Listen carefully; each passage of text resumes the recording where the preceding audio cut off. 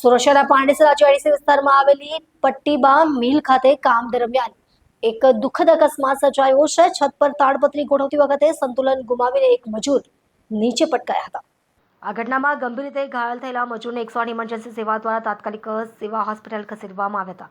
જોકે સારવાર દરમિયાન ડોક્ટરોએ તેમને મૃત જાહેર કર્યા હતા। મૃતકની ઓળખ ગુલાબસિંહ વિરજી ગાવિત તરીકે થઈ છે। તેઓ મૂળ નવાપુર નજીકના ગામના રહેવાસી હતા અને રોજિંદી મજૂરી માટે સુરત આવતા જતા હતા। આ ઘટનાએ તેમના પરિવારમાં શોકની લાગણી પ્રસરાવી છે। મૃતક પાછળ 2 નાની દીકરીઓ છે જેમણે પિતાનો સહારો ગુમાવ્યો છે। પરિવારજનોએ યોગ્ય વળતર અને બાળકોના ભરણ પોષણ માટે કાયમી વ્યવસ્થા કરવાની સરકાર તથા મિલ માલિક પાસે માંગ કરી છે। પોલીસે ઘટનાની નોંધ લઈને આગળની કાર્યવાહી શરૂ કરી છે।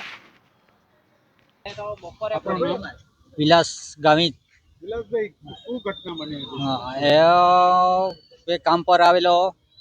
આ તો પેલો ઉપર પ્લાસ્ટિક પાત્રા પર પ્લાસ્ટિક પાણી લીકેજ થતો હતો। પાત્રા પર પ્લાસ્ટિક પાત્રવા ગયા ત્યારે પડી ગયો પાત્રો। શું નામ છે પડવાવાળાનું? ગુલાબસિંહ વિરજી ગામિત, એની ઉંમર ઉંમર 35 વર્ષ।